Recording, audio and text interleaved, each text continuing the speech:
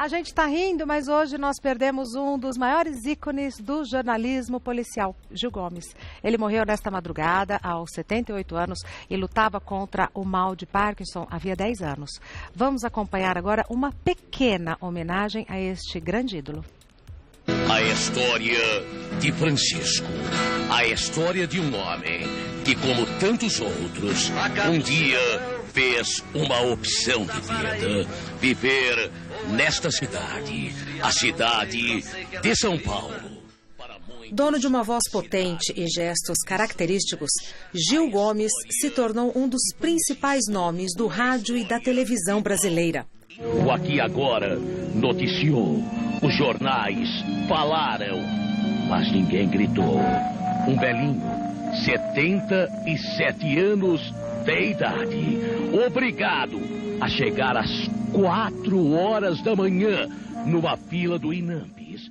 Nascido na Moca, bairro da capital paulista, Gil Gomes fez grande sucesso como repórter no jornal diário Aqui Agora, exibido pelo SBT nos anos 90. Pena que eu não posso fazer o que eu tenho vontade, porque eu vejo criminoso há 24 anos e nunca vi um crápula como você. Com ênfase em reportagens investigativas, Gil Gomes se destacou ao criar uma linguagem autêntica que caiu no gosto do público e que até inspirou diversos humoristas. Uma história que parece o Pedro de Lara quando levanta. Horrível, horrível! Nicola, aquele homem o típico machão, briga em casa, bate na mulher, não deixa ela trabalhar fora e parece cavalo de competição. Por que cavalo de competição? Tá sempre pulando a cerca. Em 1998, Gil Gomes foi contratado como repórter pela TV Gazeta e fez parte da equipe do programa Mulheres. Vamos ouvir a história que o povo conta. Entre o céu e a terra existem mais coisas do que nossa vã filosofia possa imaginar. Por conta de problemas de saúde relacionados ao mal de Parkinson, o jornalista ficou afastado das telas por mais de 10 anos.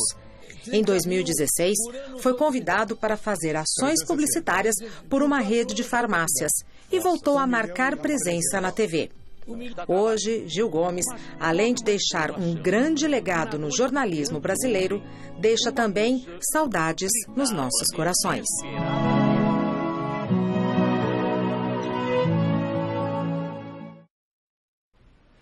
Nossos sentimentos a todos os familiares, que Gil Gomes descanse em paz. Sim, verdade. É uma carreira exemplar, né? Para todo profissional de comunicação, para quem quer exercer a profissão de jornalista, Exato. Ele é um exemplo.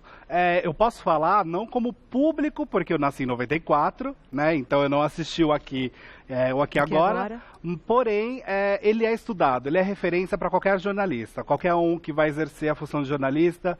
Tem o Gil Gomes, sim, ali na graduação como exemplo, porque ele foi um ícone, né? Ele marcou uma geração, ele criou uma estrutura própria de jornalismo. E isso, para um jornalista ter essa recepção, o público dar essa credibilidade e levar isso para frente, é incrível, né? Tutu, ele veio do rádio?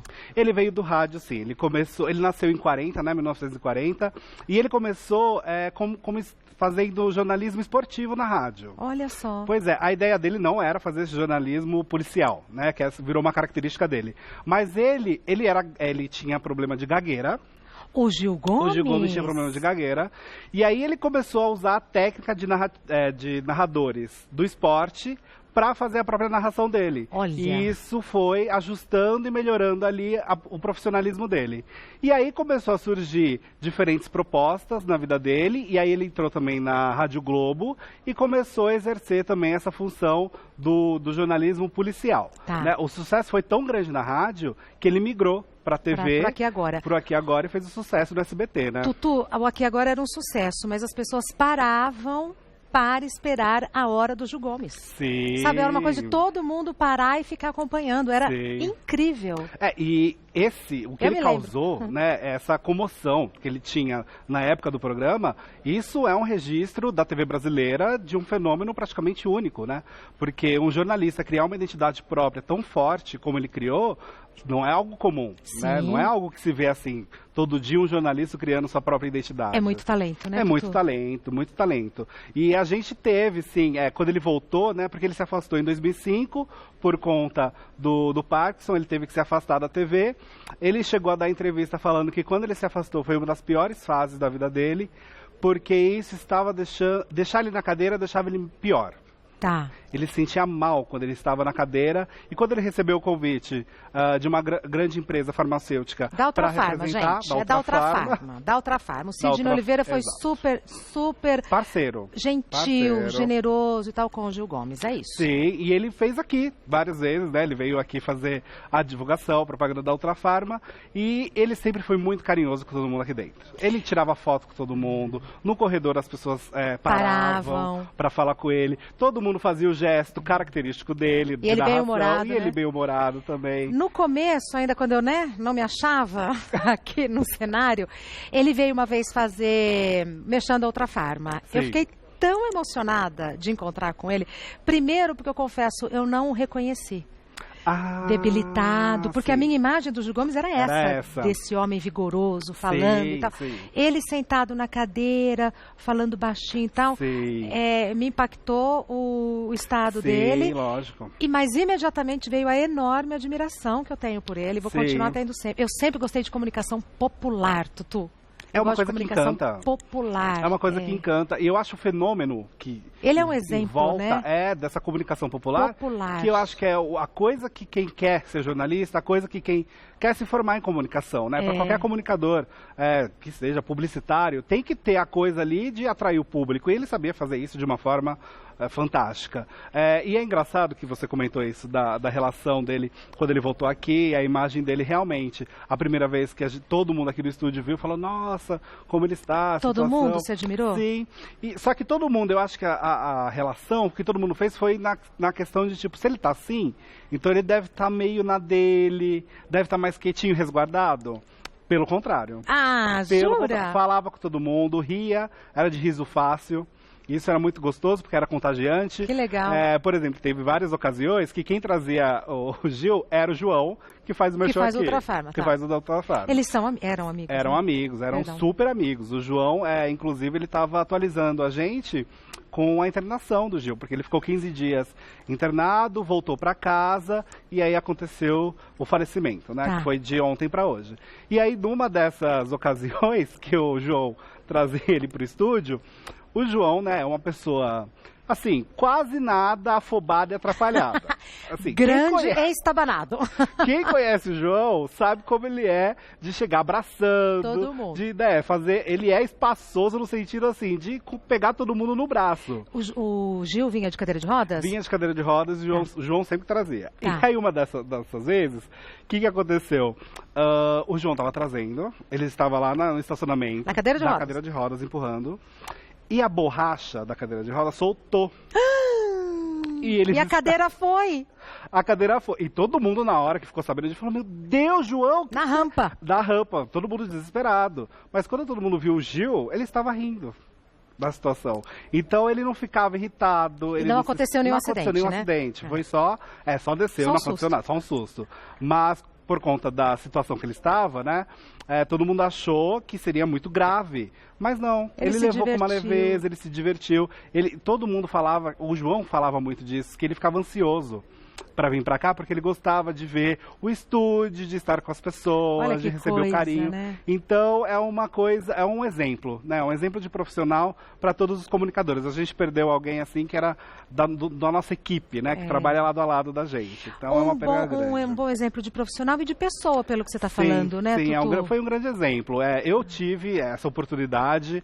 Imagino que não, são poucos, né, que têm essa oportunidade na minha idade de conhecer o Gil, da forma que eu conheci aqui, de encontrar, conversar com ele, do João falar sobre a carreira dele, e de ter estudado ele na própria faculdade aqui na Casper Libero e ter dado um foco grande sobre a forma que ele fez o jornalismo crescer e virou uma característica que a gente vê no jornalismo de hoje em dia.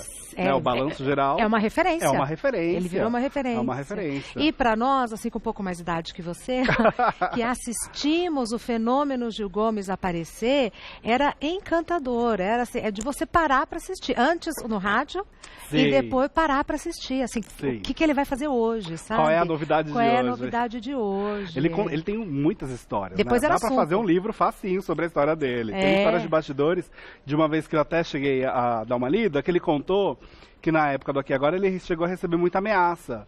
E um tipo da ameaça que ele recebeu era assim, falando assim, você vai viver, sei lá, 29 dias. No outro dia, diminuía 1. Chegou no 12, mataram um gato dele. E aí, mataram o bichinho de estimação dele. Então ele tinha vários tipos de histórias de bastidores que nem chegaram aí pra frente das câmeras, né, no jornal e tudo. Não tinha rede social para ser divulgado, né? Ser divulgado, mas graças a Deus, quando chegou no último dia, ele falou que não aconteceu nada. Mas que a contagem ia diminuindo. E ele fazia uma coisa que ninguém fazia antes, porque hoje tem, né, vários jornais, assim, ele ia lá no lugar, ele mostrava a pessoa, conversava, ele ia ali no local dos fatos. Exato, ele não ficava por fora, ele ia onde estava acontecendo a situação. Fatos, ele criou uma nova linguagem para o jornalismo que vai ser referência aí para toda a vida. Você sabe se o velório dele vai ser aberto ao público? Então, eu vou checar as informações, porque o velório começou agora às 2 horas. Eu acho que é aberto ao público sim, mas eu vou confirmar certinho, para não ficar no achismo, né? O enterro é hoje ou amanhã, você sabe? É amanhã. Vai ser amanhã. O velório deve ocorrer a partir das 14 horas, que já são 3, na Capela Obelisco, na Vila Mariana. O enterro está previsto para quarta-feira. Na Capela Obelisco, aqui? Isso, na Vila Mariana. Na 23, ali, perto do Parque do Ibirapuera? Ali pertinho. Tá. E o enterro está previsto para quarta-feira, dia 17, no Cemitério Memorial Vertical de Guarulhos. E o horário ainda não foi informado. Então, quando mas então o velório é aberto. Quem quiser ir lá prestar uma homenagem, é possível ir. Sim, é possível. Tá. Ele tem, né? A gente fala não tem mesmo. Ele tem uma legião muito grande de fãs. Vai ter para sempre. E vai ter para sempre. Entrou para nossa história. E com relação à família dele, ele deixou 4 filhos, 9 netos, uma família grande, que apoiava muito ele, apoiava a carreira dele, acompanhou ele nesses últimos dias, né? Como eu disse, ele ficou internado durante 15 dias, teve uma melhora, voltou para casa para ser cuidado em casa, ele estava na casa da filha dele, teve uma piora, não deu tempo de chamar a ambulância, foi aquela correria de nervosismo, e aí ele faleceu de madrugada. Muito triste. Muito triste. Eu vi a notícia logo cedo no jornal, fiquei bem chateada. Sim, foi uma notícia que chocou todo mundo, né? Porque realmente ele é uma referência enorme. Eu tô pegando aqui direitinho os dados. Isso mesmo. Okay. Índice do velório, 16/10/2018, às 6 horas. Saída do cortejo, 17/10, às 8h30. Tá. E o velório no Obelisco dos Heróis, de 32. Isso mesmo. Tá. Sepultamento, Cemitério Memorial Guarulhos. As informações todas dadas, porque a mãozinha que você faz é assim, tá aqui. Tá certinho.